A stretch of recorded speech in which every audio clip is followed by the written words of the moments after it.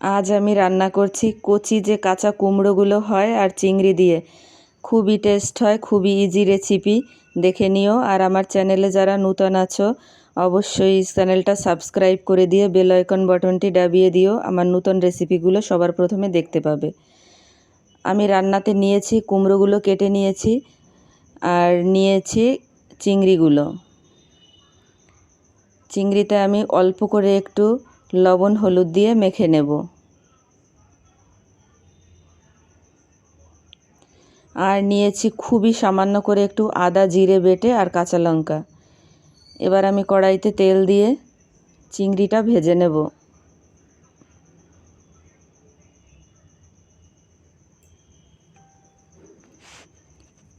আমি কিন্তু কুমড়োর খোসাটা ফেলিনি, কারণ একদমই কচি কুমড়ো, এটার খোসা ফেলানো লাগে না, খুবই গলে একদম মিশে যায়। আমি চিংড়িটা ভেজে তুলে রাখব। আমি এই কড়াইতেই আর একটু তেল দিয়ে কড়াইটা একটু পরিষ্কার করে নেবে। একটু তেল দিয়ে, কারণ চিংড়িটা লেগে যায় তো। এবার আমি তেজপাতা, কিছু গোটা জিরে আর যে মশলাটুকু আমি বেটে রেখেছি খুবই সামান্য করে, জিরা আর আদা, এটা আমি দিয়ে একটু ভেজে নেব। মশলাটা কষে গেলে আমি কুমড়োটা ঢেলে দেব।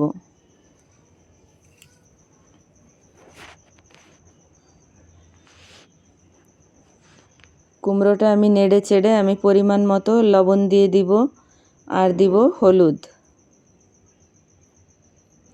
আর সাথে কাঁচা লঙ্কাটা দিয়ে আমি নেড়ে চেড়ে একটু ঢেকে কুমড়োটা ভালো করে কষে নেব।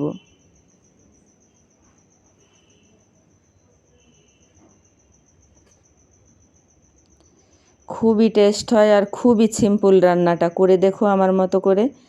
এবার আমি কিছু সময় ঢেকে দিলাম। আমার কুমড়োতে একটু জলও ছেড়ে দিয়েছে। এবার আমি এভাবে কিছু সময় কুমড়োটা একটু কষে নেব।